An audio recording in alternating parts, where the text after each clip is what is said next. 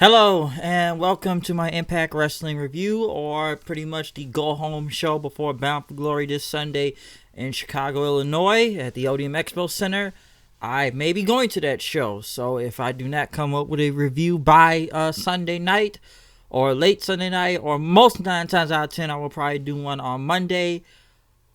I will be at the show, if most likely. But since this is the go-home show to Bound for Glory, I am going to go over matches at the end of this review and everything that kind of went on through tonight, as this is the final hype before the show, as this is also the last taping in Vegas. We kicked it off with Michael Elgin versus followed by with TJP. If you know where TJP is right now, he is technically in New Japan Pro Wrestling in the Super Juniors tag tournament, so I'm not going to get that too much into that. But pretty much Michael Elgin, pretty much, I would say it's a showcase match, but this was a very good match between him and Ba. Of course, Michael Elgin, I'm not surprised that really went over. I did kind of like the end with the Elgin bomb from the top rope, because Ba was going to go for the bonsai drop, but it did not work. Because, Elgin is going against Marufuji from Pro Wrestling Noah this Sunday. But this was a very good match with Ba and Elgin, which was very enjoyable to watch. Pretty much right after Elgin and TJ Perkins started kind of going at it, Elgin laughed at first, but he attacked TJ Perkins from behind. Then, pretty much, I guess the now to say it was giving a taste was soon to come. He pretty much tossed Perkins around. He DDT'd him to the floor, the exposed floor. Then. He pretty much got a chair and was going to hit him with it, but he didn't hit him, but he pretty much put his head in the chair and, threw it into the turnbuckle to pretty much take down TJ Perkins then. So, it was not a bad match, I will say that, but, him attacking Perkins after, it's kind of whatever, but it was still pretty good. What else pretty much happened on this show? Yes, the Golden Draw. I like his new intro now. Jake Chris went against Chris Bay, one-on-one. Pretty much a showcase match for Jake Chris, as he has to defend the X Division Championship in a ladder match this Sunday against 5 other people, which we have to still get to the final one that's going to be announced for it. But this was a good match between him and But yes, he went against Chris Bay. This is a good match, like I said, showcase. I'm repeating myself, but yeah, showcase match for Jake Chris out there, who pretty much won with his a big cutter from the top rope or a super RKO from up top. But a very good match though between him and Chris Bay. Like I said, he has to defend the X Division Championship this Sunday. I'm not sure if he's going to retain, but I'll get more into more of those matches when we kind of get near the end of this review. I do want to speak on that. Ace Austin was talking to Alicia Edwards in the back, pretty much saying he's going to become the X Division champion, but Alicia said, you got to fight through 4 other men, okay? And Austin pretty much says, yeah, I know it's going to be a way to get through there, but he says a lot of parties going around Chicago, and, pretty much she wanted him to be part of it. Alicia looked like she didn't want to do it, but she agreed to, saying, I guess, if, Ace wins the X Division title. Alicia walked off as Austin put on the glasses, having a smug look on his face. They had a video package about Ken Shamrock and Moose, which was very, very good press conference, pretty much talking about Ken Shamrock's past as a kid and how he became to what he is now as a wrestler. And, he talked about the whole feud, how it started, how he was still talking to Brian Cage until Moose got involved. And pretty much Moose talked about all these MMA guys coming after him in the past few years, from Bobby Lashley, King Modes, America's Top Team, trying to take him out because they wanted to be Moose.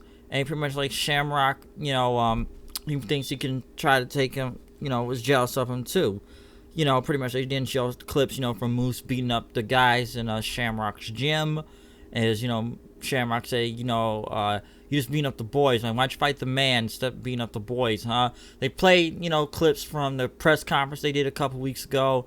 And there was a lot of radio with Dave Garcia pretty much talking about the match of who he had his pick for Bound for Glory, which I have to say, this is probably one of the best built feuds they have for this pay-per-view, really. Probably one of the biggest, best built up feud though between Moose and Ken Shamrock that has done a lot, and it's looked good too. I like it. I like heel Moose. I do believe Ken Shamrock can still go. I do want to say that. I know the guy's still been doing Bellator, but I am looking forward to this match between him and Moose, and I think it's going to be good. I think it's been a lot of great hype to it, and that's something I'm going to enjoy, I believe. This is a great video package to highlight this entire feud, especially what's going to happen this Sunday. Ty was talking off screen to somebody, you know, talking about, I guess, all her time wrestling from being in AAA to Perros del Mal. Perros del Mal, what she's done in Mexico, and that's now she's the longest reigning Knockouts champion history. And like this Sunday, she's going to retain. Which she was talking to herself in the mirror. Josh Alexander versus Rich Swann versus Rhino. As you all know, all these men are going to be in the tag match for the titles this Sunday. Pretty much Swann got the win after Rhino hit the gore on Alexander. Swann pretty much did a went over the top rope, pretty much taking out Page and McIntyre's. After Rhino did the gore, Page had pulled the referee out, and Rhino tried to get the referee back up. Well, try to get it Page, but Swann hit a 450 for the win. Which almost tells me they're not going to win the tag titles this Sunday. I don't know why. I don't feel like Swann and Mac are going to win the tag titles now. I just, after that winning, that win from there. Sami Callihan, of course, was talking from the OV camera again, talking about how 2 years ago that he debuted in Impact Wrestling and Bound for Glory. And now the Death Machine, this is where the draw started, and now he was going to become the world champion on Sunday. But as he kept talking, he says, you know what? Let's be real for a second. So he wasn't talking in the Sami Callihan voice for OVE.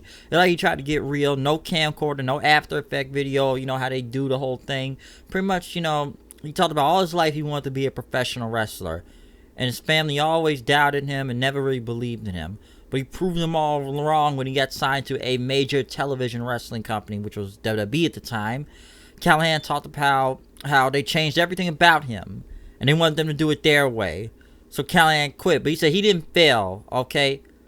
That, you know, they failed Callihan, if you know, remember who Sami Callihan was in WWE. If anybody remembers, was Solomon Crow, which he had some hacker, like, gimmick going on. I remember very little of it, to be honest, but, you know, he talked about how they failed him, and talked about people have never really understood Callihan for all these years. He did try to take Eddie's eye when he when he hit him with that baseball bat accidentally, you know, messing him up.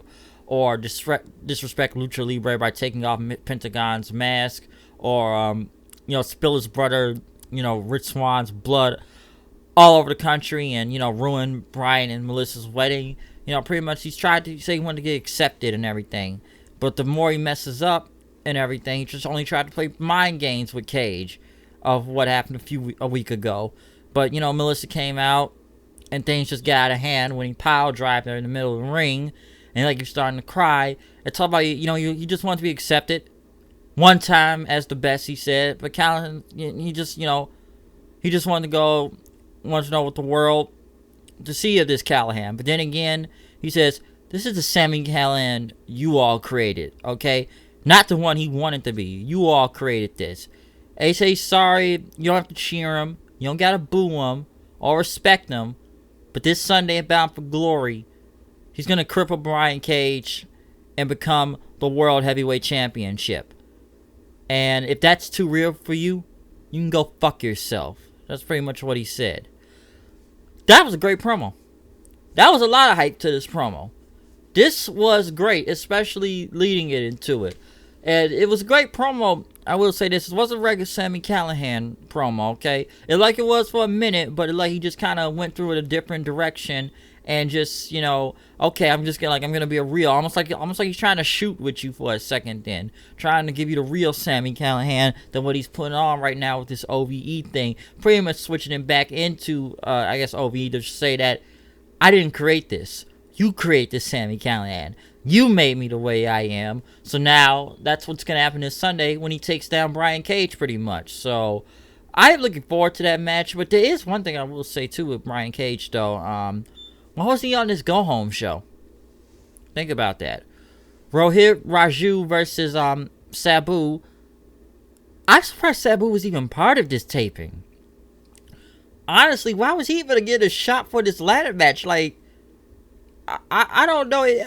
First off, I guess it was a no DQ match since there was a chair and Super Genie involved several times with Sabu. Since Sabu wants to throw chairs at the heads again like he did in ECW, and fans are gonna chant ECW and throw their right hit. Pretty much put him on a table, and doing that leg drop he does pretty much end up in a double count out. So no one didn't win. So we don't know who really goes to Bound for Glory at this point.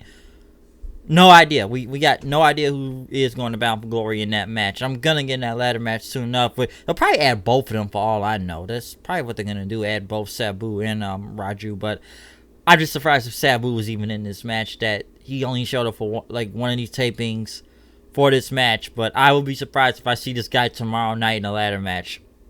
I will for some reason. But Sabu's crazy. He does a lot of crazy stuff. Next, they had a promo from Tessa Blanchard. Pretty much talking about, the X Division title this Sunday. They talk about her feud with OVE and stuff. She's gone through all of them. And, she took on a long journey to get to this spot. She's had a plan, and that, is to reach the pinnacle as a pro wrestler.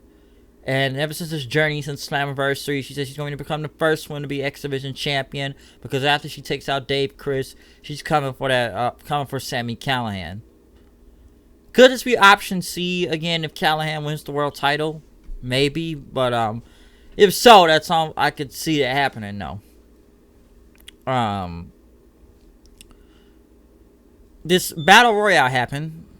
A 20-person battle royale, cause whoever wins, because they got that call your shot gauntlet tomorrow, and pretty much if you win, you're number 20. If you're the runner up, you're number 1.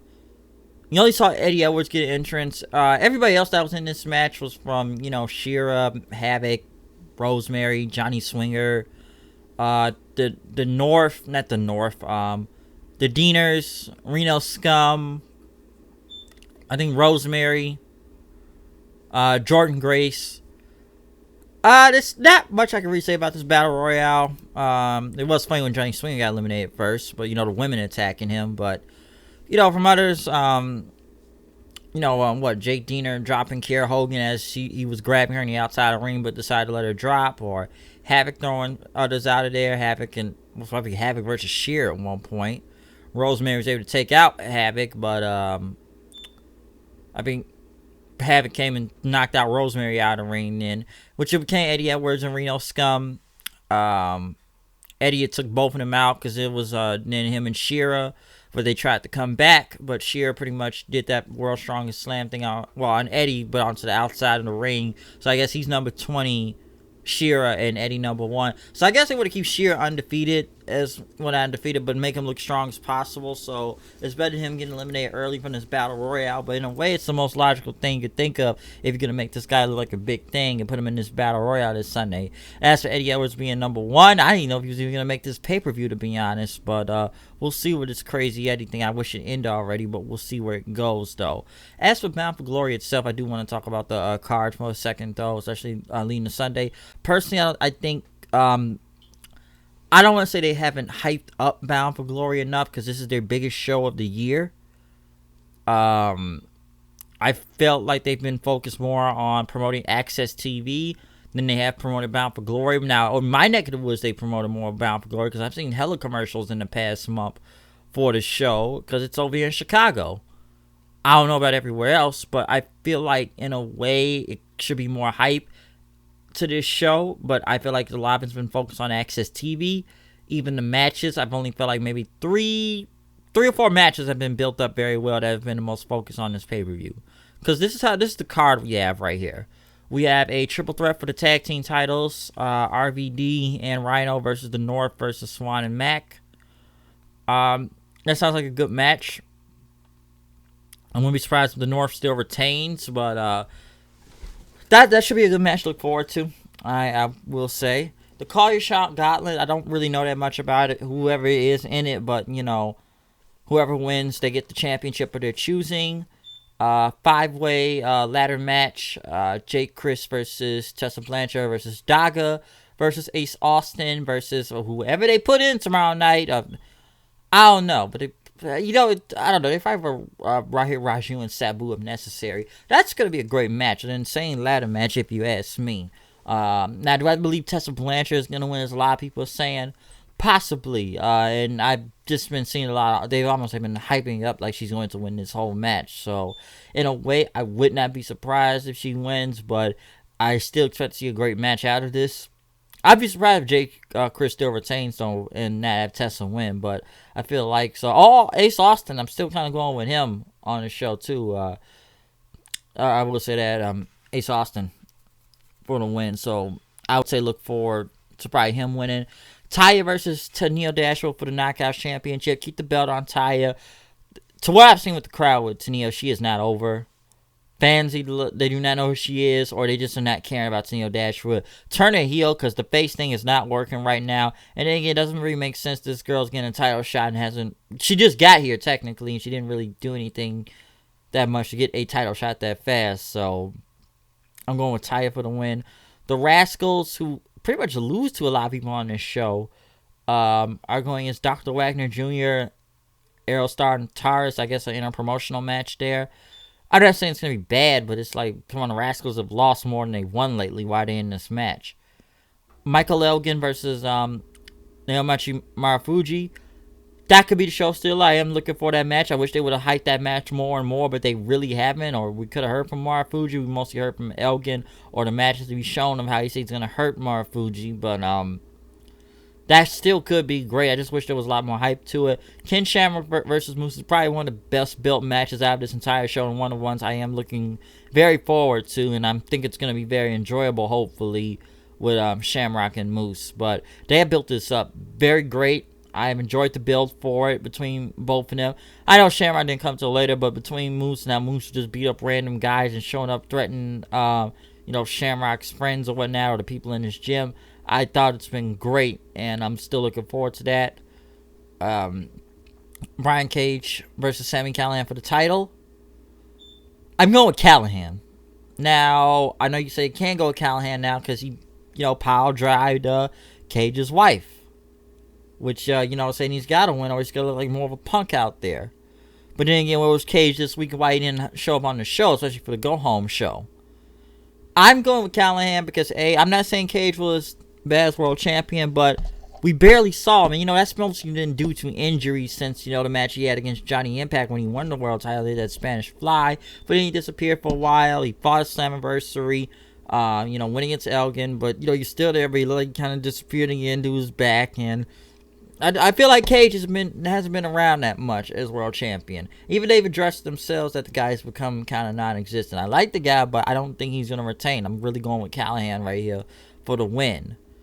Like, I have enjoyed Sami Callihan, and the crowd has been mostly with him, especially in all his promos. But I'm going with him for the win, okay? I just feel like they got to get the belt off Cage at this point. I really do. I'd be surprised if he wins, and maybe just because of what Callihan did to Melissa Santos and whatnot. But even Khaled's promo made a lot of points and stuff, and I just kind of feel like the guy's been out for so long. It's almost kind of became non-existent in some sort of way with Cage. But I'm sticking with Callihan, so that's the thing from that. But overall, I think this is a great card for the pay-per-view. I'm hopefully think it's going to be a really good show. I know some things look bad on paper, and a lot of things do look good on paper, but let's see how it comes out tomorrow night, and we'll go off from that. But I am looking forward to Bound for Glory tomorrow night. But trying to see what else I'm supposed to say here.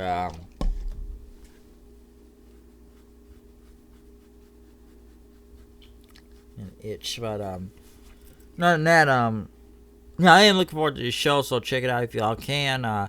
I think it's going to be great, so I do look forward for this pay-per-view tomorrow night. I think they've been hyped. Some of it's been hyped well, but either way, I feel like some matches are random at the same time, too. But I am looking forward to Bound for Glory this Sunday, and I think it's really going to be a great pay-per-view, hopefully. But other than that, though, I'm going to roll from here. I'm out here. I'll see you guys later. Peace out, and we'll see you for the pay-per-view tomorrow night itself. Let's see what Impact can pull it off tomorrow night. Because after that, they pretty much we not focus back on Access TV once Bound for Glory is over. But I am done from here. I'm out of here. I'll see you guys later. Peace out. Comment, subscribe. Tell me what you think about the show. Bound for Glory tomorrow. Follow me on Twitter at Hooded Knight 890. Peace out.